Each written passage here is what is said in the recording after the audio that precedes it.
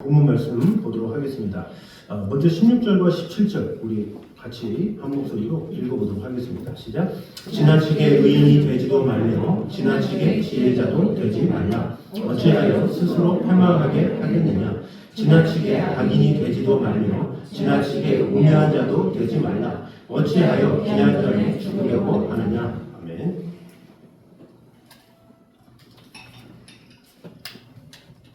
자, 여기에 단어에 보면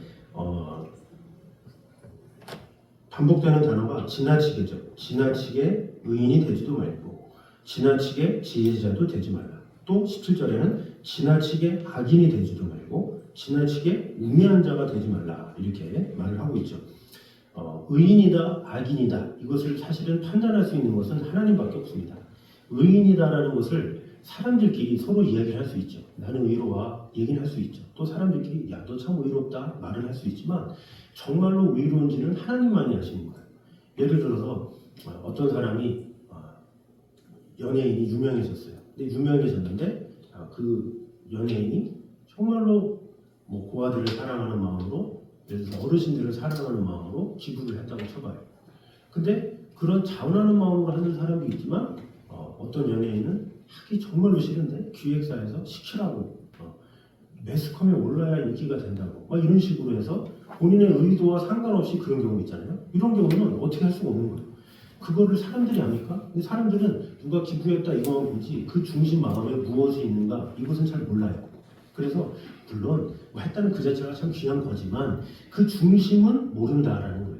그러니까 어떤 일도 마찬가지예요. 어떤 상황으로 인해서 어떤 주위에 어떤 사람이 피해를 입었어요. 근데 그 피해가 본의 아니게 그를 도와주려고 했는데 어떠한 실수로 인해서 그가 잘못된 경우가 있어요. 그러면 그것에 대해서 세상 사람들은 어떻게 자신의 가족을 그렇게 할 수 있냐 손가락질 할 수 있지만 이 사람은 아니거든요. 그러니까 누명을 씌게 되는 경우가 있죠. 이런 거 보면 이 사람이 어떻게 보면 자기의 의도대로 되지 않은 경우가 상당히 많이 있어요. 그래서 사람은 서로 판단할 수가 없는 거예요. 너 의로와 너 악인이야 이렇게 할 수가 없는 거예요. 이 하나님만이 우리의 중심을 아시기 때문에 그 중심을 아시는 분이 야 네가 참 의롭구나 네가 참 악하구나 이거를 하나님만 아신다라는 거죠.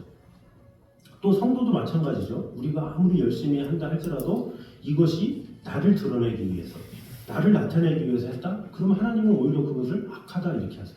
우리가 보기에는 열심히 교회를 하고 최선을 다했는데 오히려 하나님은 악하다 하실 수가 있고 또 어떤 분은 몸이 약하고 진짜 연약해서 교회를 할 수 없고 아무것도 못하는데 오히려 그 중심이 주님만을 향해 있어. 그러면 또 주님 입장에서는 네가 참 위롭다 할 수 있다는 거예요. 그러니까 하나님의 시야와 인간의 시야는 다르다라는 거죠. 그러니까 사람의 시야는 무조건 많이 풍족하게 뭐 이런 것을 원하지만 하나님은 뭐라고 그래요? 그 마음의 중심을 보신다 이렇게 말하죠. 그래서 이 과부가 두렙돈을 헌금할 때 뭐라고 그랬어요? 그 두렙돈이 오늘날에 10원하고 20원인데 이것을 가지고 이 과부가 모든 사람보다 더 많이 헌금하였다 이렇게 말씀하세요. 그러면 그 주위에 수많은 헌금을 했던 사람들이 뭐가 돼요? 주님은 그렇게 봤다는데 그 주님의 판단이 더욱더 중요하다는 거예요. 근데 그럼에도 불구하고 우리는 이 육의 세계를 살기 때문에 인간의 판단, 인간의 생각 그것이 모두 옳고 그른지를 알고 하는 경우가 많죠. 그러다 보니까 지나치게 의인이 되려고 하고 지나치게 또 악인이 되는 이런 경우가 많이 있다는 거죠. 예를 들어서 우리 자녀가 실수를 했어요. 그럼 실수를 했는데 그걸 유난히 잘 보는 부모들이 있어요. 야, 너 이거 하지 말랐는데 왜 그랬어? 이러면서 하나하나 일거수일투족 그 자녀에 대해서 상당히 짚고 넘어가는 경우가 있어요. 그러면 그 자녀 입장에서 어때요? 그것도 한두 번이지 하나 할 때마다 하면 이것도 3분마다 5분마다 10분마다 그러면서 지적하고 뭐하고 혼내고 그러면 자녀가 기가 죽어요. 잘못은 했죠. 그러나 잘못한 걸 가지고 이것도 잘못했고 저것도 잘못했고 이런 것만 이렇게 하다 보면 이 자녀가 기가 죽어서 앞으로의 삶을 살아갈 수가 없어요. 그럼 어떻게 돼요? 자녀를 이해하는 부모가 참된 부모죠. 이것을 넓은 시야를 가지고 실수할 수 있지, 부족할 수 있지, 연약할 수 있지 이런 시야를 가지고 오히려 실수하고 연약해도 그것을 이해해주는 부모를 이 자녀가 원하지 이거 하나하나마다 다 이렇게 지적하면 자녀가 안다 할지라도 기가 죽어서 할 수가 없어요. 뭐 부부관계도 마찬가지잖아요. 이 상대 배우자는 사람 환경이 달라요. 사람 환경이 다르기 때문에 자기 나름대로 옳은 거를 말해. 근데 옳은 게 맞아. 그런데 남자는 그렇게 평생 안 살았어. 그래서 안 맞는 거죠. 남자는 여자에 대해서 이렇게 얘기를 해요. 근데 여자는 평생 살아온 게 있기 때문에 남자 입장에서는 그것이 옳은데 여자 입장에서는 그게 싫는 거예요. 그러니까 옳기 때문에 이것이 문제가 아니라 상대의 그런 어떤 의로운 수준을 맞출 수가 없다는 거예요. 왜냐? 그런 살아온 일들이 있기 때문에. 그래서 무엇이든지 어느 것을 가지고 옳다, 그러다 이렇게 말할 수가 없는 거죠. 바리새인들이 예수님한테 책망했잖아요. 왜 안식일에 병을 고칩니까? 다 맞는 말이에요. 왜 미리삽을 가지고 비벼 먹습니까? 율법에는 안 써있는데 예수님은 따졌죠. 근데 예수님이 뭐라고 그랬습니까? 내가 안식일의 주인이야 이렇게 말하죠. 생명 살리는 게 더 중요해. 그러면서 예수님이 무엇이 중요한지를 말씀하시죠. 그러니까 이 바리새인들은 선한 게 무엇입니다. 이것이 무엇입니다. 율법에 있습니다. 하면서 본인도 지켰고 또 그렇게 따진 거죠. 그러나 예수님은 그게 아니야. 사람이 중요한데 라고 말을 한 거죠. 저도 이렇게 군대에서 중간 역할을 했어요. 그러니까 저는 사실 군대가 좀 처음에 잘 풀렸어요. 왜냐면 들어간 지 한 달 만에 제가 가자마자 병장만 15명이었다가 그 15명이 한 달 만에 전역하는 바람에 갑자기 두 군대장으로 그냥 승격하는 바람에 중간도 없이 갑자기 딱 등극을 한 거예요. 그러니까 와 얼마나 좋은지 군생활 6개월 만에 제 인생이 폈다. 사람들이 다 부러워했어요. 야 저는 저건 신의 아들이다. 막 그럴 정도로. 근데 갑자기 한 부대가 그 당시 때 그 폐허가 되고 그러면서 그 부대가 합류를 했어요. 합류를 하면서 그곳에 있는 중간 위치들이 다 들어왔어. 그러면서 제 위를 점령하기 시작했어요. 그러다 보니까 제가 어떤 위치가 됐냐? 중간이 되어버렸어요.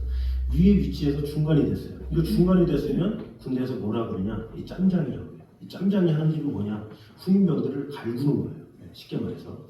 갈궈서 무슨 잘못했느냐? 그러면 그것을 찝어가지고 혼내는 거예요.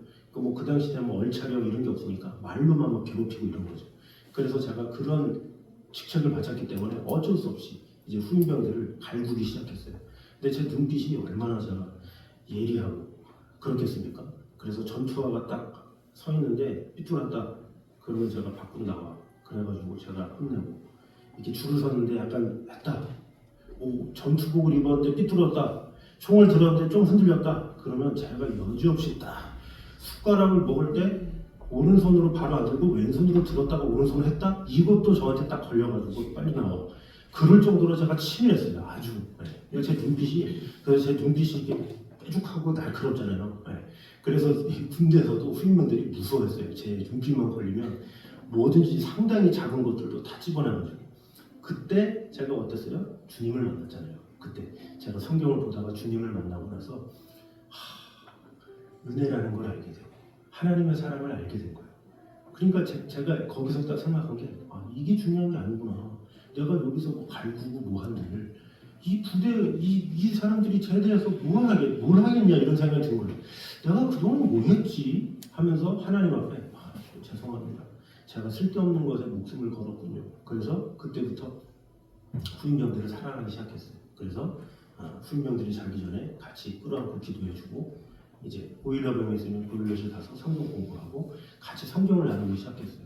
이전에 보초를 쓸 때는 제가 딱 안에 들어가서 또 부사수니까 밖에 나가서 6시간 동안 똑바르게 있어. 내가 한 번이라도 흔들리면 너 큰일 날 줄 알아. 이랬는데 은혜를 알고 나니까 야 네가 쉬어라. 내가 이렇게 할게. 그러면서 같이 졸고 같이 이제 하면서 그러니까 은혜라는 게 임하게 되니까 하나님의 마음을 알게 되고 그러니까 시야가 달라졌다는 거예요. 그러니까 은혜를 모를 때는 네가 잘못했지, 뭐했지, 이랬지, 저랬지 이렇게 하기 시작했는데 은혜라는 걸 알게 되니까 모든 것을 품을 수 있는 마음이 생기고 그가 이해가 가고 그 후임병이 더 사랑스럽게 되고 그러니까 그 은혜라는 걸 모를 때는 저는 교회를 다녔지만 교회를 왜 안 나가? 이곳에 대해서 이해가 안 갔어요. 죄송하지만 그래서 후임병들이 그래서 교회를 안 나간 거를 제가 엄청 혼냈어요. 그래서 너 교회 안 나가? 너 정신 안 차려? 그러면서 그걸 혼내서 이 친구들이 교회를 나왔던 거죠. 그런데 은혜를 알고 나니까 사랑하게 되고 예배가 무엇이고 이해를 시키고 그러니까 이 후임병들이 같이 예배를 나오는데 다른 거예요. 예배를 나오기 이전에는 무서워서 선임병 때문에 그 갈굼 때문에 힘들어서 교회를 나갔다면 이제는 같이 하나님의 은혜를 알아서 좋아서 예배를 나오게 된 거죠. 그래서 그 차이가 달라졌다는 거예요. 그러니까 이런 것을 보면 이 사람이라는 것은 어떤 것에 대해서 지적할 수도 있고 뭐 할 수도 있고 하지만 이 사람들은 이 예리하면 예리할수록 잘 볼 수 있는 사람이 있어요. 그러나 중요한 것은 그 안에 은혜가 입히느냐 이게 참으로 중요한 거예요. 은혜가 입혀지지 않으면 그것이 정죄로 끝나는 거예요. 오히려 다치게 되는 거예요. 내 아이를 사랑함으로 책망을 하게 되면 그 아이가 나을 수 있어요. 사랑하기 때문에 하는 거니까. 근데 사랑함이 아니라 사랑함을 지나쳐서 그것이 뭔가 집착으로 이루어지고 그 아이들을 막 책망하는 데 있어서 뭔가 내 마음을 오히려 이성까지 잃어버리는 그런 식으로 하게 되면 자녀의 마음까지도 잃어버리는 경우가 있어요. 그래서 나중에 이 부모 교육에 대한 학자들이 뭐라고 그래요? 이 배신당하는 부모 이런 게 있잖아요. 배신당하는 부모 그게 뭐예요? 이 어렸을 때 자녀들이 말 잘 들으니까 마음대로 막 휘둘렸다는 거예요. 부모들이. 그런데 나중에 커다 보니까 이 부모가 이 자녀를 막 한 것이 이 쌓이고 쌓여서 부모가 나중에는 이 부모한테 원수를 갚는 거예요. 그래서 배신당하는 부모다 이런 말이 있는 거예요.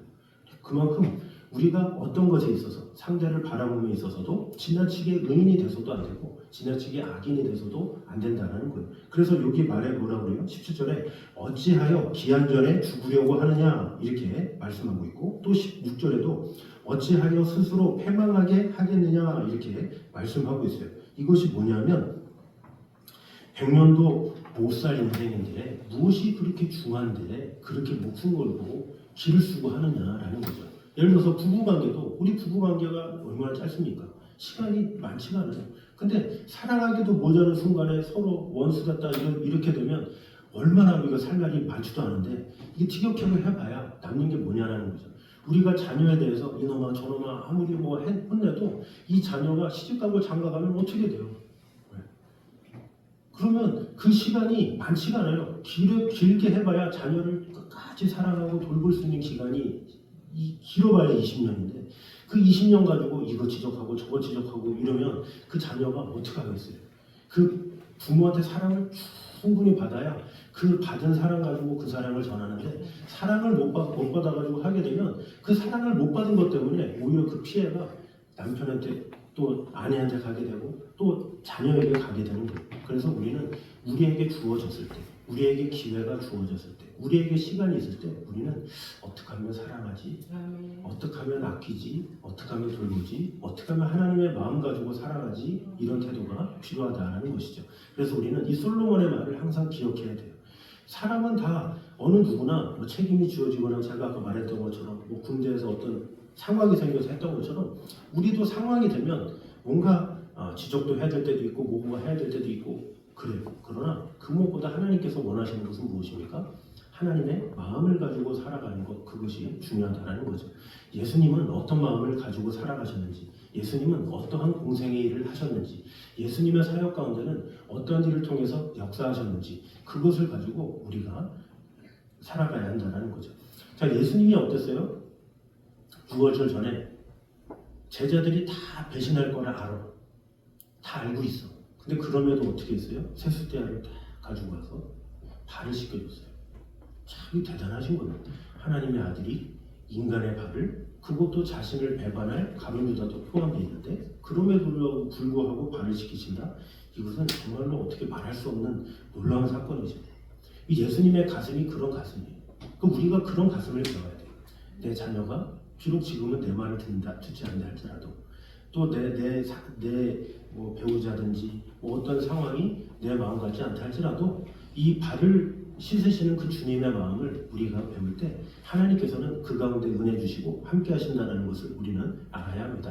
이 세상에 이 가장 큰 힘은 무엇입니까? 바로 사랑의 힘이죠. 저는 그 동화 중에 가장 이 감명 깊게 본 게 바로 이 바람과 태양의 비유에 대한 거예요. 한 사람이 어때요? 막 이렇게 외투를 씌고 있는데 서로 경기를 하잖아요. 바람하고 태양 누가 저 옷을 벗기느냐. 바람이 세게 부는데 그 나그네가 계속 더 저명해져요. 근데 태양은 어떻게 해요? 그에게 공격을 가한 것이 아니라 오히려 태양빛을 쫙 비추죠. 태양빛을 쫙 비치니까 그 나그네가 더 하면서 자연스럽게 걷잖아요. 그것이 지혜인 거예요. 제가 그 동화를 초등학교 때 보고 감동했어요. 야, 이거구나. 바람이 세상을 변화시키는 게 아니구나. 태양이구나. 그것을 알았어요. 이 태양이 바로 뭐예요? 예수 그리스도죠. 주님은 우리에게 사랑으로 오셨어요. 사랑으로 우리에게 다가오셨어요. 세상은 우리를 정죄할지 몰라도, 세상은 우리를 핍박할지 몰라도, 세상은 우리에게 뭐를 잘못했다 말할지라도 우리 주님은 괜찮다 말하시는 거예요. 그래서 베드로가 어땠어요? 예수님을 배반하고 이제 물고기나 잡으면서 아휴 이제 그냥 아무것도 못하고 나는 그냥 수제자였다가 이제는 주님도 이렇게 배반하고 나 이런 못 쓸 사람이야 그러고 있는데 오히려 예수님이 나타나서 뭐라고 해요? 야 베드로야 네가 그럴 줄 몰랐다. 너 수제자인데 너 정말 참 내가 섭섭하구나 이렇게 말할 수 있죠. 그러나 예수님이 뭐라고 그래요? 고기 좀 줄래? 이렇게 말해요. 네. 고기 구워줘. 그래서 베드로가 고기를 굽습니다. 고기를 맛있게 딱 구운 다음에 그거를 맛있게 드셨어요. 그 드신 것만으로도 예수님의 부활하심을 알죠. 만약에 부활하신 게 영이라 그러면 모르잖아요. 근데 육신을 가지신 분이기 때문에 그 생선을 먹은 거예요. 그걸 통해서 베드로가 그 먹는 모습만 봐도 눈물을 흘리지 않았겠습니까? 나는 주님을 배반했는데, 주님을 욕했는데, 주님을 모욕했는데, 주님은 다시금 나에게 오셔서 고기를 달라 하시는구나 이렇게 말씀하시는 거죠. 그러면서 예수님이 베드로한테 말하는 거예요. 요한의 들 시몬아, 네가 나를 사랑하느냐? 네가 나를 더 사랑하느냐? 이렇게 말을 하고 있죠. 그러면서 이 베드로는 그래도 중심 가운데 주님을 사랑하는 마음이 있으니까 내가 주님을 사랑하는 줄 주께서 아시나이다. 그러니까 베드로도 알았던 거예요. 중심을 보신다는 게. 내 중심 주님이 아시지 않습니까? 그랬더니 예수님이 뭐라고 해요? 내 양을 먹이라 이렇게 말하고 있죠. 네가 정말로 나를 사랑해? 그러면 영혼을 사랑해 이렇게 말하고 있어요. 그 뭐냐? 우리가 정말로 주님을 사랑하면 영혼을 사랑하는 자가 돼야 된다는 거죠. 영혼을 위해서 마음을 다하고 영혼을 다해서 힘을 다하고 영혼을 위해서 기도하고 마음을 다하고 정성을 다하고 그런 마음을 가지면 그를 정죄할 수가 없고 지나치게 의인이 될 수도 없고 지나치게 악인이 될 수도 없어요. 오히려 그들 앞에 나는 의로운데 너는 왜 이러냐 이렇게 할 수도 없는 거예요. 오히려 그를 이해하고 받아주고 용납하게 된다는 것입니다. 그러므로 우리 모두가 주님께서 품었던 주님께서 주셨던 그 마음을 온전히 품음으로 하나님께서 주시는 그 힘과 능력으로 살아가는 저를 되시기를 주님의 이름으로 축원합니다. 자, 두 번째는 하나님을 진실히 경외하는 자는 세상 누구보다 큰 힘을 지닌 자임을 보이고 있습니다.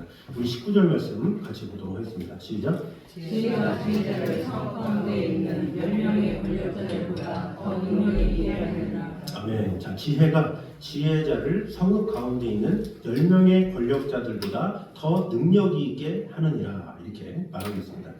자, 여기서 말하는 지혜가 뭐겠습니까? 여기서 말하는 지혜는 절대적인 지혜를 말하는 거예요. 그죠?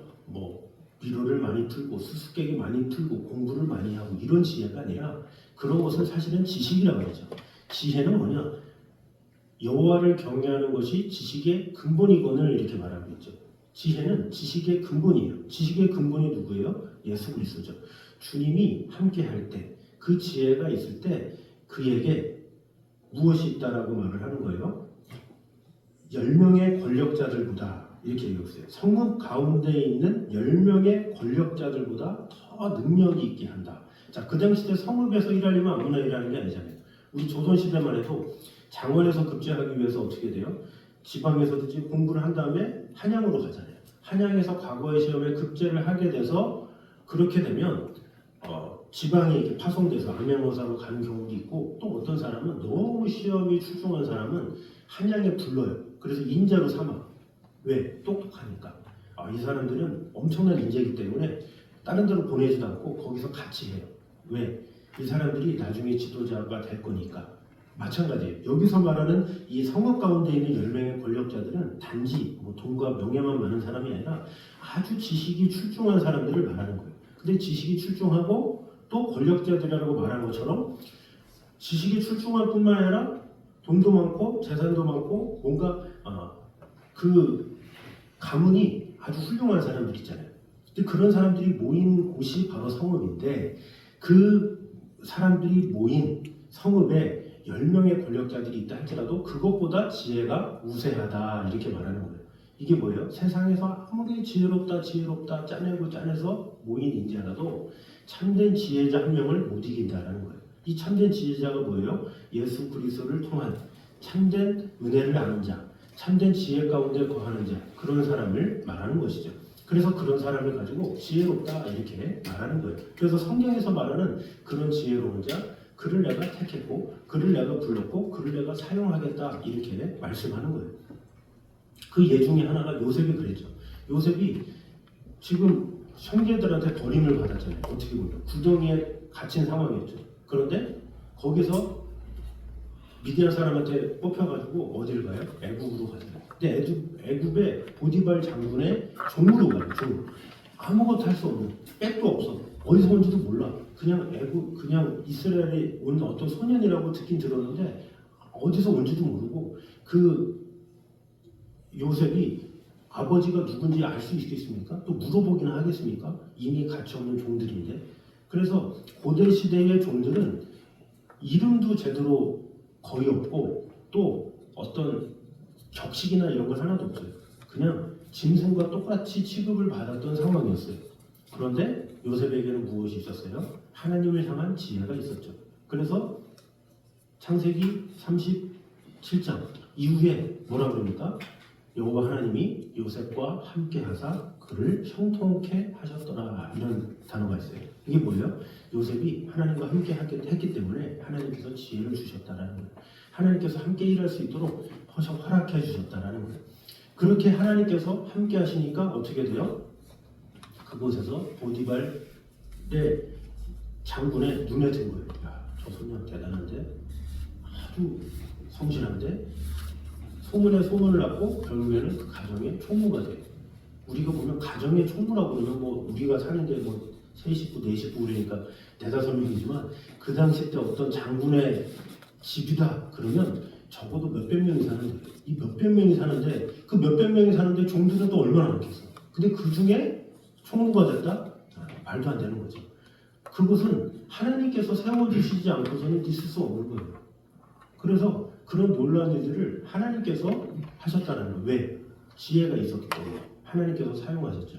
그러다가 또 억울함 때문에 감옥에 갔죠. 이 감옥에 보면 순간 한 장, 떡간 한 장 나와서 감옥 안에 3명 있었나? 떡간 한 장, 순간 한 장. 그래서 2명 돌보라고 간수가 부탁했나? 라고 할 수 있죠. 또 우리는 자꾸 성경에 나온 몇 명 때문에 감옥에 몇 명 없었는데 거기 간수로 세웠거니 생각을 하죠. 동방에서 3사람이 와서 예물을 드렸다 그래서 동방에서 3사람이만 왔다 생각하는 것처럼 우리도 그냥 단편적으로 그렇게 생각하기 쉬워요. 그러나 그 당시 때 죄인들이 얼마나 많습니까? 우리나라만 해도 또 전 세계적으로도 이 죄인들 감옥에 수용을 못 해가지고 그래서 어떻게 보면 징역형이 짧다라는 이야기가 있어요. 10년형을 해야 되는데 감옥이 모자라니까 그냥 5년만 살아. 감옥이 모자라니까 1년만 살아. 뭐 집행유예 이런 게 엄청나게 많아요. 그래서 우리 생각에는 저 사람은 정말로 살인마인데 50년, 60년 해야 될 것 같은데 그게 쉽지가 않아요. 왜? 감옥이 많지 않아서. 감옥을 하면 어떻게 돼요? 인건비 들어가죠. 또 먹을 거 들어가죠. 그러니까 감옥에서도 한계가 있는 거예요. 그러니까 요청을 하는 거죠. 몇 명까지만 보내라고. 그러니까 이러지도 못하고 저러지도 못한 상황이죠. 그럼 이런 상황이라면 이 당시 때 애굽의 나라에 얼마나 그런 일들이 많았겠습니까? 수많은, 수백만, 수천 명의 죄수들이 있었을 거예요. 그런데 요셉이 그들을 돌봤다라고 해야 이것이 올바른 거예요. 그냥 뭐 순진하게 진짜 떡과 한장, 술과 한장 그 소원주를 줄 정도로 그 죄수들이 다 착하고 그러잖아요. 아주 강박하고 악하고 그런 사람들이 모인 수백 명 이상이 모인 그런 감옥에 어떻게 돼요? 그곳에 간수제니까 돌보는 사람으로 세우는 거예요. 그러니까 이 요셉이 얼마나 그 수많은 죄수들을 다 돌봤겠습니까? 그때 나이가 몇 살이에요? 보자. 17세에 잡혀가가지고 총무되자마자 감옥에 왔으니까 20대 초반이란 말이에요. 근데 그 젊은 나이에 거기 혈기왕성한 30대, 40대 얼마나 많았겠어요. 그런데 또 해외에 있는 사람들 엄청나게 많고 진짜 현실적으로 보면 말할 수 없는 그런 진짜 지옥과도 같은 곳이었을 거예요. 근데 그곳에서 그들을 관리한다? 있을 수 없어요. 근데 어떻게 관리할 수 있었습니까? 하나님의 지혜가 함께 있었기 때문에 가능했다는 거죠. 하나님의 지혜가 있었기 때문에 그 수많은 사람들을 다 다스리고 돌보고 이끌 수 있었다는 거죠. 그런 지혜가 쌓이고 쌓여서 어떻게 돼요? 30살이 될 때에 왜? 그 당시 때 애굽이든 어느 나라든 공직에 서야 할 나이가 30살이기 때문에 하나님은 그때를 기다리게 하셔서 그래서 17년을 13년을 그렇게 고생하고 난 후에 바로에게 꿈을 꾸게 하셔서 바로로 하여금 요셉을 부르게 하죠. 그래서 요셉이 꿈을 해몽해서 결국에는 애굽의 총리가 됩니다. 근데 이 모든 것이 뭐예요? 지혜가 있었기 때문에 가능했다는 거죠. 지혜는 뭡니까? 하나님을 경외함, 하나님을 우선순위로 두는 것, 하나님을 마음에 두는 것, 그것이 참 지혜다라는 것입니다. 그래서 참된 지혜는 이 세상 어느 무엇과도 비교할 수 없는 놀라운 것이다라는 거죠. 창세기 41장 38, 39절에 이렇게 말합니다. 이와 같이 하나님의 신이 감동한 사람을 우리가 어찌 얻을 수 있으리요? 하나님이 이 모든 것을 내게 보이셨으니 너와 같이 명철하고 지혜 있는 자가 없도다. 바로가 요셉에게 말한 거예요. 바로가 어떻게 하나님을 알아요? 알 수가 없잖아요. 바로가 자기가 신인데, 바로가 자신이 신이라고, 자칭 신이라고 말하는 사람이에요. 근데 이 사람이 놀랄 정도면 이 요셉의 지혜는 엄청났던 거죠. 자신을 신으로 떠받드는 그 애굽에서 자신이 왕인데, 그런데 그 왕조차가 요셉한테 이렇게 말한 거예요. 이와 같이 하나님의 신이 감동한 사람을 우리가 어찌 얻을 수 있으리요? 놀라운 일인 거예요. 왜? 하나님의 지혜가 있었기 때문에. 하나님의 지혜가 있으면 바로 왕의 어떤 지혜도 뛰어넘는 놀라운 힘이 있다라는 것입니다. 그러므로 우리는 하나님을 경외하는 자에게 주어진 지혜가 진히 위대함을 우리는 알아야 하겠습니다. 그러므로 우리는 하나님을 경외하면서 오는 참된 지혜를 소유하게 해달라고, 또 우리 다음 세대들도 그런 지혜를 얻게 해달라고 기도를 해야 되겠습니다. 그러므로 우리 모두가 하나님께서 주시는 지혜로 주 하나님의 영광만을 바라보며 나아가는 저와 여러분 되시기를 주님의 이름으로 축원합니다. 자, 마지막 세 번째입니다. 우리 21절 말씀 같이 보도록 하겠습니다. 21절 시작. 또한 사람들이 하는 모든 말에 내 마음을 두지 말라. 그리하면 내 종이 너를 저주하는 것을 듣지 아니하리라. 22절까지 보겠습니다. 너도 가끔 사람을 저주하는 것을 내 마음으로 알고 있느니라. 자, 보니까 또한 사람들이 하는 모든 말에 내 마음을 두지 말라. 그리하면 너의 종이 너를 저주하는 것을 듣지 아니하리라. 이렇게 말하고 있습니다. 그러니까 이 변덕스러운 사람의 입에서 나오는 말보다 하나님의 평가에 민감해라, 이런 말입니다. 자, 그래서 개역 한글에 보면 누구 사람의 말을 들으려고 마음을 두지 말라. 염려컨대 너의 종이 너를 저주하는 것을 들으리라. 이렇게 표현하고 있습니다. 자, 여기서 말하는 것은 나를 향해 조언하거나 충고하는 소리를 듣지 말라는 것이 아니라 다른 사람들이 나를 두고 이러쿵 저러쿵 평가하는 소리에 대해서 민감하게 반응하고 그것에 맞추어 살려는 생각을 버려라. 이렇게 말하는 거예요. 그러니까 사람들이 평가를 하잖아요. 근데 그런 평가에 목이 메어서 살지 말라, 이런 거예요.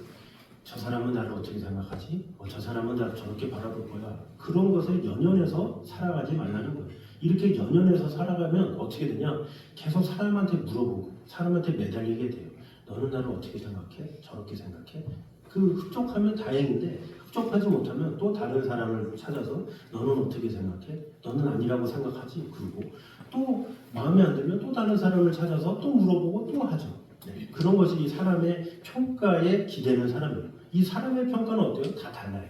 사람의 평가는 다를 수밖에 없는 것이 환경이 다르잖아요. 여건이 다르고 또 지낸 곳이 다르고 또 받아들이는 게 다르기 때문에 그 사람의 어떤 평가에 대해서 100% 맞는다라고 할 수가 없는 거예요.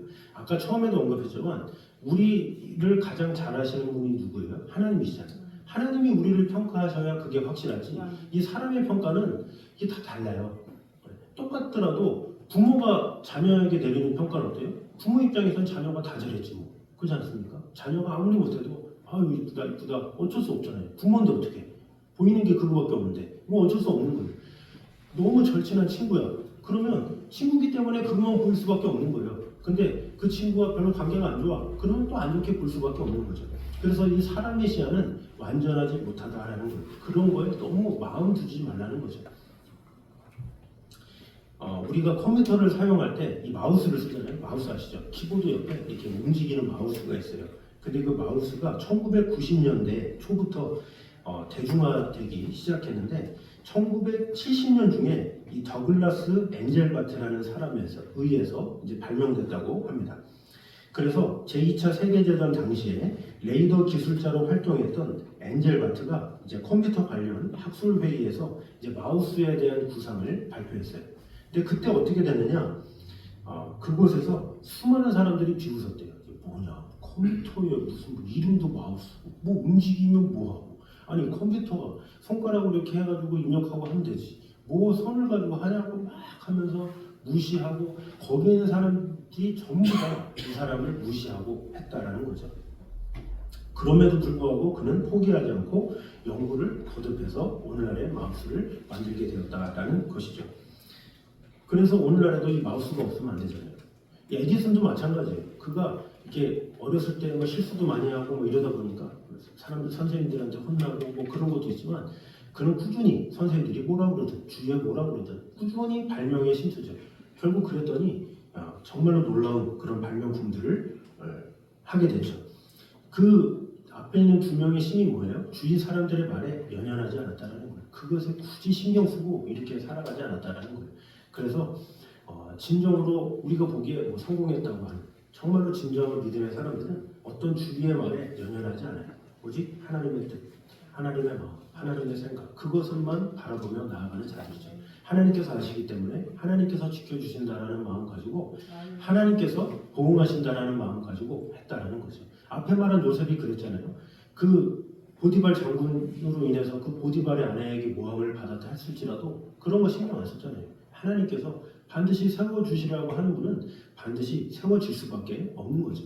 그래서 주위의 사람들의 말에 연연하지 말고 그런 것 때문에 스트레스 받지도 말고 그런 것 때문에 너무 마음에 슬퍼하지도 말고 나를 가장 잘 아시는 하나님께 내어놓고 내 마음을 다할 때 하나님께서는 그 마음 가운데 역사해 주시고 은혜 주신다라는 것입니다. 그러므로 우리 모두가 하나님의 진실하심과 온전하심 의로우심을 믿는다면 사람들의 평가에 좌지우지 되지 말고 오직 자신을 정확하게 돌아보고 또 우리가 하나님 앞에 하나님의 말씀 앞에 어떻게 살지를 분명히 알아서 우리의 마음과 생각이 오직 하나님 앞에서만 온전히 세워지게 힘쓰는 저희 여러분 되시기를 주님의 이름으로 축원합니다. 기도하겠습니다. 하나님 감사합니다. 우리와 함께 하시는 하나님의 은혜를 찬양합니다. 우리가 어떠하든지 아버지 하나님의 영광을 위하여 뜻을 위하여 살아가는 그런 자들이 되게 하여 주시옵소서. 지나치게 의인이 되거나 악인이 되지 말라고 하였습니다. 아버지 하나님 우리가 사는 삶이 우리가 사랑해도 부족한 삶이 너무나도 많이 있습니다. 이 연약한 우리 인생 가운데 내가 사랑하지 못했던 것, 주님의 사랑을 나타내지 못했던 영혼들이 있다면 그 영혼들을 위해서 더욱더 마음을 다하는 성도들이 되게 하여 주시옵소서. 또한 참 지혜가 10명의 권력자들보다 더 능력이 있다고 하였습니다. 우리에게 지혜를 주시는 하나님의 능력만이 우리 안에 가득 넘치게 하여 주시고 진정한 지혜이신 예수 그리스도만을 바라보며 나아갈 수 있도록 주님 언제나 함께 하여 주시옵소서. 또한 사람들이 하는 모든 말에 마음을 두지 말라고 하였습니다. 아버지 하나님 모든 것을 판단하시고 돌보시는 분은 하나님이시라는 사실을 꼭 기억함으로 오직 하나님 앞에 온전히 살아가기 위해 마음을 다하는 그런 성도들의 삶이 되게 하여 주시옵소서. 이제는 우리 주 예수 그리스도의 은혜와 아버지 하나님의 부원하신 사랑과 성령님의 교통하심이 늘 우리와 함께 계셔서 우리를 지켜주시는 돌봐주시는 하나님의 마음 가운데 거하기 원하는 이 자리에 있는 모든 성도들 위해 이제부터 영원까지 함께 있기를 간절히 축원하옵나이다. 아멘.